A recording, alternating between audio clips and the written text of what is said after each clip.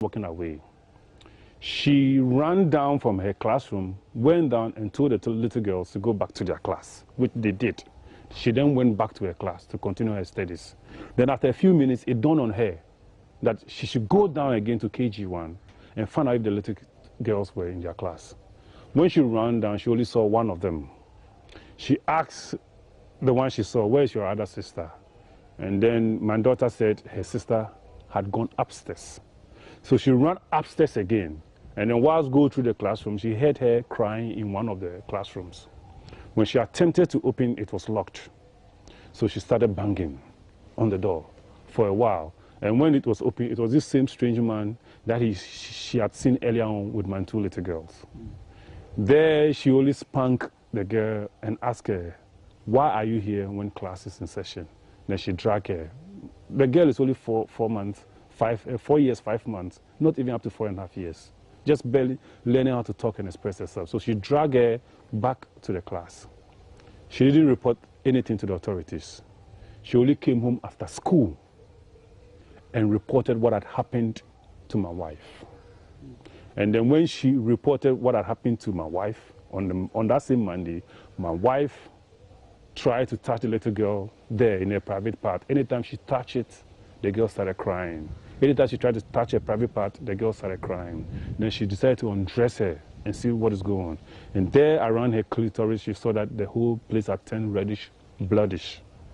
That's when she called the school headmaster to tell him that something had happened in the school that day. And that's when she also informed me that, look at something happened. And that's from there we arranged. He says the family is constantly reminded of the ordeal as his daughter won't stop talking about it. She keeps telling me, she keeps pointing, and that somebody, anytime she sees me, she'll say, "Daddy, somebody put my hand," she'll tell me. Yeah, so another thing was that we should try and get that incident out of her mind. So as much as possible, we don't ask her. But once in a while, she'll tell me that, "Daddy, somebody put the hand," and then she'll tell me. Traumatized. Our Christmas wasn't merry. There was nothing merry in our Christmas. You understand what I'm saying? Your little babies, just less than 4.5 years old, and a 30-year-old man can do this to that little girl, and he's still walking out there a free man. My strongest conviction is that that's not the first time that he has done this. I have the strong belief that he's been doing that in the school. And if it's not picked and locked, I know that he's going to keep on doing that thing. I love my children. I've given them the best that I can. They are gorgeous girls. You see them, you will love them. You go out with them, everybody wants to touch them. They just love them. And for such children to be treated this way by an adult, and he's still walking out there, and what I see is that the uncle and the bishop are just playing delay tactics for this whole thing to lose momentum and die off. That's the feeling I have now. That's the feeling we have now. And it shouldn't be so. Because if it's left unpunished, he's going to do it some more to some other little girls. And my mission now is to make sure that the guy is picked and put behind bars. That he doesn't do that to another little girl anyway.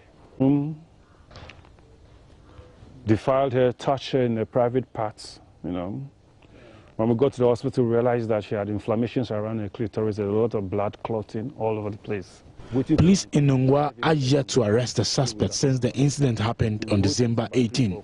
Father of the victim alleges that the uncle of the suspect promised to personally take the boy to the police, but that has not happened as the suspect is still at large. For Joy News, Maxwell Agbagba. Meanwhile, NGO Child Rights International has condemned the act, urging swift action by security authorities. Bright Apia is executive director. You do not have respect for children. Somebody sleeping with a 4-year girl. In their mind, if they lack any other alternative in doing whatever they feel that biologically they have to do, they resort to children because they feel that they are the easiest people that they can approach to do that. And it also shows that institutions that have been mandated to respond to some of these things are not giving us the kind of result that we expect. The environment is so loose. These institutions you are talking about, they exist. we haven't seen the result, as you talked about. What else should they be doing? And it continues. This year, we have recorded defilement cases from almost every region. Since you are in the institution of protecting the children, we want to hear something that you actually want them to do, apart from urging them to do their work. One of the things that we will be doing is to compel institutions to respond quickly to the needs of children if it's within the legal context. And these are things that, as you mentioned, we are not seeing them doing. We are considering a lot of cases going to court for court to give certain ruling in respect to how these institutions will act. And once that happens, you would realize that the whole system will respond to it because the decision of the court is binding on any institution and all that. Still on issues of sexual assaults, the chief of Bantama in Kumasi, Bafo Owusu Amankwetia VI, is calling for severe punishment for 7 teenagers who allegedly gang raped a young girl in the area. He joins in condemning the act and advocates harsh sanctions to deter others from perpetrating such crimes. He tells my colleague Ohiming Teria exclusively that he expects no form of intervention or intercession for the suspects. Widespread public condemnation has greeted a widely circulated video in which 7 boys are seen sexually abusing the girl. 4 of them have since been picked up and arraigned before the Asokwa District Court, while police pursue the remaining 3 who are still on the run. Bafo Owusu Amankwetia VI says he expects no form of intervention or intercession whatsoever for the suspects. It's very, very sad for such a thing to happen, and more so for it to be taking place in my traditional area. Seriously, when I heard about it, I really didn't believe it. But then I did some investigation and I found out that the story was true. It's so sad. But I think that it all boils down to, parental care, the level that is reached. I think parental care during these times is going down. And that is what is responsible for whatever is happening. The most important thing to talk about on this issue is deterrent. Now, you must be able to do something that will prevent this thing, happening again. For me personally, I believe that when you go to other areas, these things have been happening, but it's just that they have not been caught. Now, for deterrence purposes, I believe that the law must be made to apply. Let's let everybody in Ghana know that what the children did is bad for Ghana, is bad for the moral fabric of our society, and it's bad for everything. So let's give it a punishment that somebody will look at and say, this thing, if I, do something like this, I'll be in trouble. I mean, that is the only way.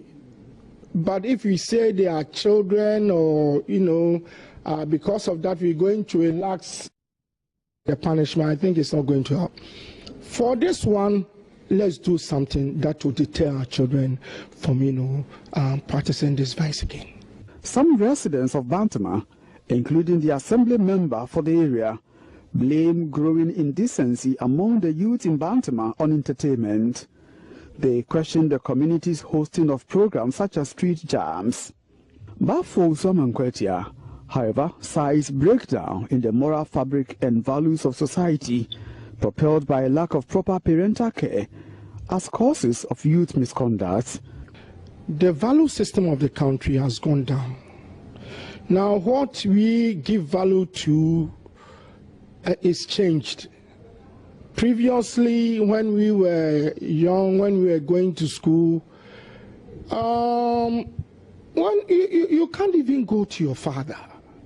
When you see your father, it's like you've seen God. When you see your mother, it's like you've seen somebody who, embodies whatever you are. But these days, it's not like that. These days, look at the way, our young men, you know, the way they talk to their elders, look at the sort of, you know, clothing they put on. Whatever is happening now is very, very different. And I believe that that is what has, you know, led to whatever is happening in this country now. I believe that parents, if we really want to forestall this situation, I think that parents, they have a big role to play. Parents must take responsibility for whatever their children do. From Kumasi, for Joy News, I'm Interior reporting. Well, the latest with this is that 4 of the suspects in the alleged gang rape appeared before court today, and they've been remanded into police custody. We'll bring you details of this in subsequent bulletins. Away from that, residents of Binaili, a farming community in the Savelugu-Nanton municipality, are appealing for the provision of potable water. They say if that is done, it will prevent them from walking long distances in search of clean and safe water. In the absence of a mechanized borehole and pipe-borne water, residents of Binaili are compelled to drink from contaminated sources, something they say makes them sick. Hashmin Mohammed has more in the following report. It is early morning here in Binaili, a farming community in the Savelugu-Nanton municipality of the northern region. Scores of women are already up carrying their receptacles to begin their daily routine of walking far distance in search of water.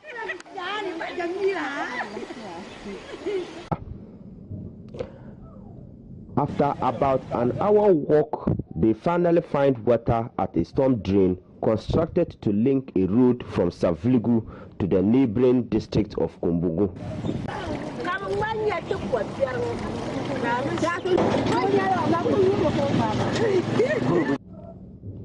Clean water in this community is a rare commodity, and the people are left with no option than to drink from this contaminated source covered with shrubs.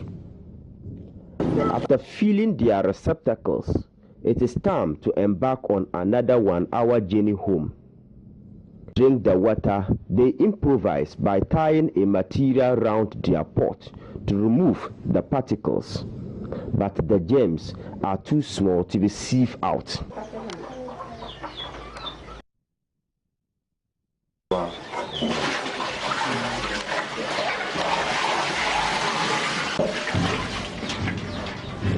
These women say, though they are aware of the health implications of drinking from this source, they have no options. We don't have water. This water is not good. Cattle and donkeys also drink from here. When we drink this water, we fall sick. But we have no choice, so we want you to... Their husbands are also equally worried about the source of drinking water. We have water, but it's not clean. There is diseases in the water, and we animals and we human beings and animals, we always drink one dam. So we drink fishes, and people are washing inside our water. So we don't have good water, and where the water it is to is far from the community. According to the World Health Organization, waterborne diseases are the world's second leading causes of death. Ghana loses 20,000 lives every year due to the consumption of unsafe drinking water. Unfortunately for the residents of Binaili, they do not have clinic and a proper health post to deal with the outbreak of any waterborne disease. For Joy News, Hashmin Mohammed report from Binaili.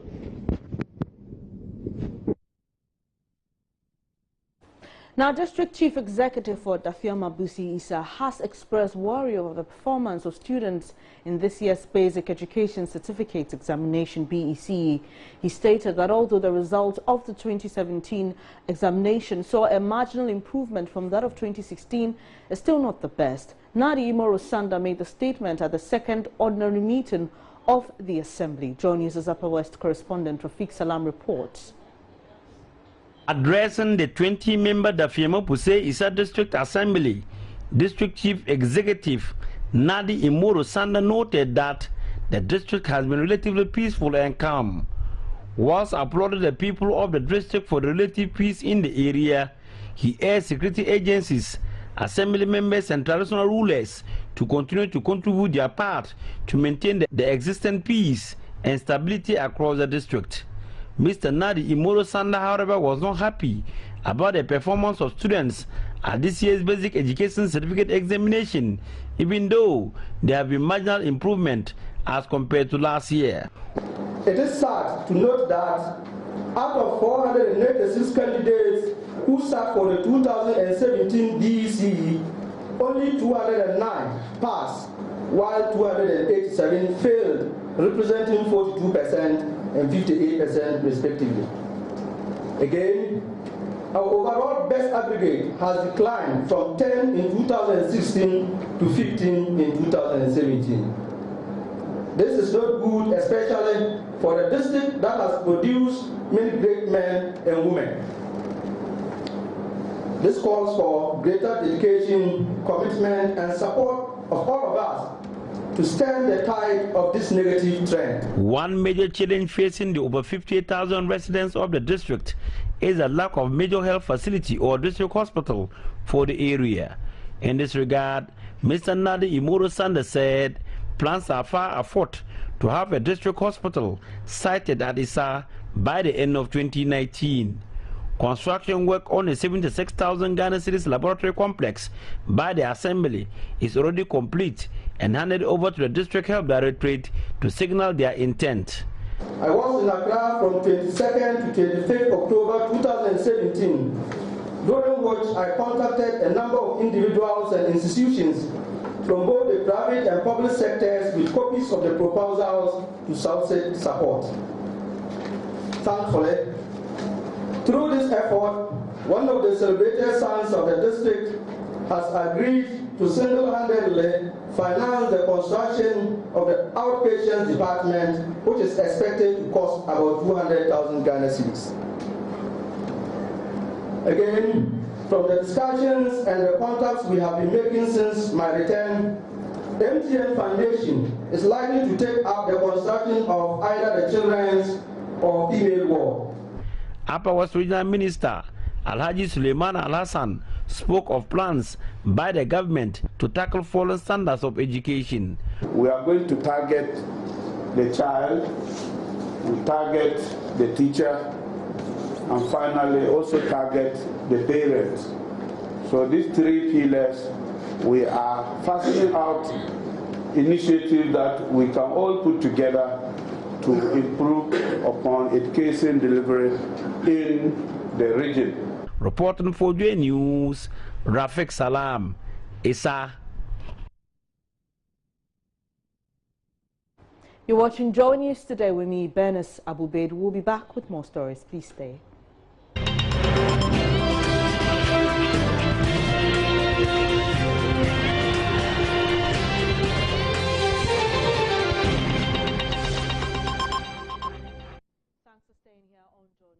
Now, the Upper West Regional Manager of the National Road Safety Commission, Mohammed Abdul Samad, has identified inadequate number of staff, stationary vehicles and lack of towing vehicles to remove them on the roads as the cause of numerous road accidents recorded in the region. He made the revelations at an interaction with pressmen in Wa. Rafiq Salam has more. Juxtaposing figures of road crashes of 2016 with that of 2017, Upper West Regional Manager of the National Road Safety Commission, Mohammed Abdul Samad, stated that there have been significant decrease in the numbers. Last year, this time we had, or the whole of the year, we had a total number of crashes reported, that is reported cases, to be 159 in the Upper West region. This time round, then the accident cases reported are 131. That means there's a difference here. Yes, you can see that.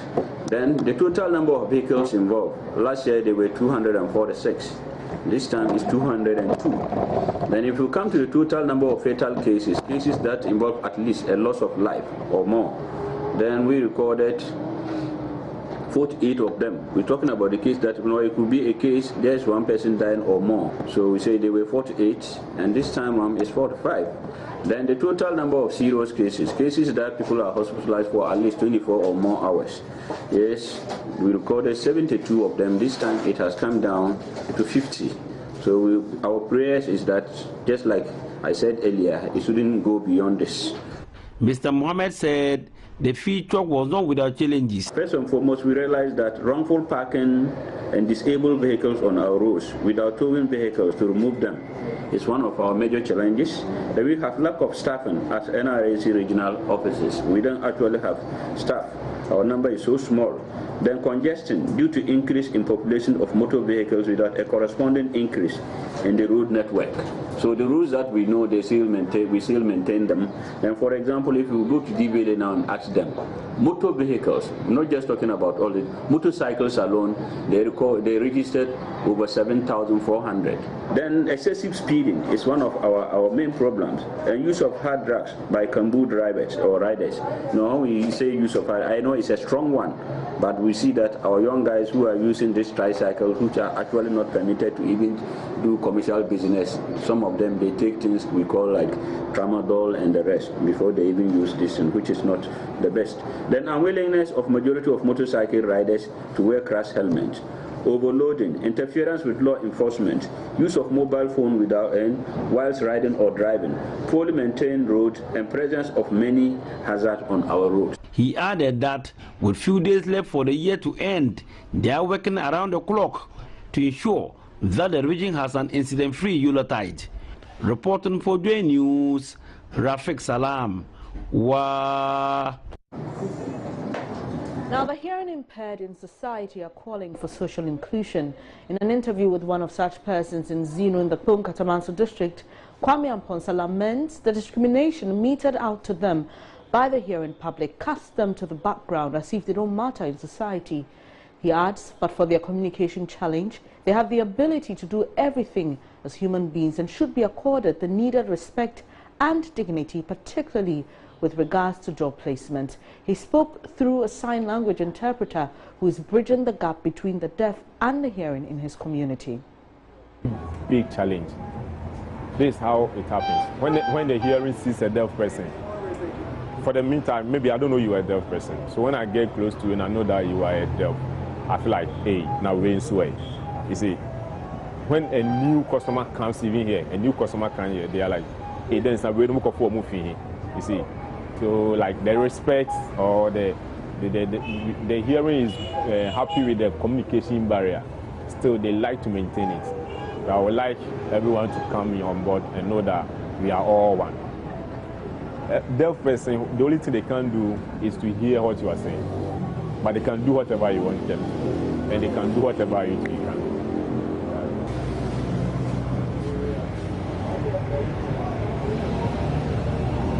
What I want the public and the deaf, that deaf people are always angry to work. That I want the governments and the public to help deaf people to improve their life, because first, deaf lives are always difficult.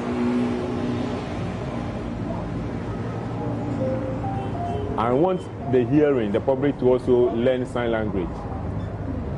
That here people can easily communicate with the deaf, so that if a deaf person applies for a work or a position, it can be easy.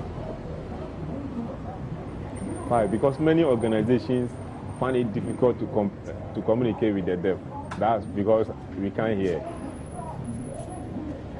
But if organizations or every person knows sign language, communicating with the deaf will be more easy.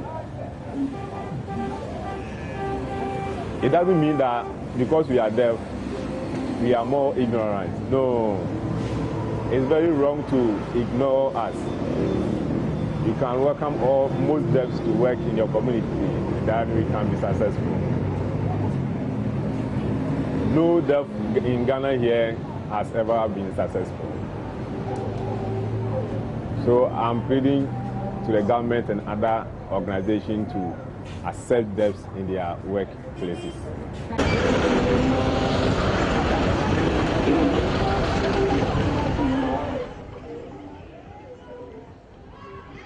Now, Joy News gets results because Life Care Technology Ghana Limited has presented pediatric equipment worth about 1 million Ghana cedis to the Presbyterian Hospital in Doma in the Bono-Ahafo region. This comes after our correspondent, Precious Semevo, reported babies are dying needlessly there due to the absence of equipment such as incubators and radiant warmers.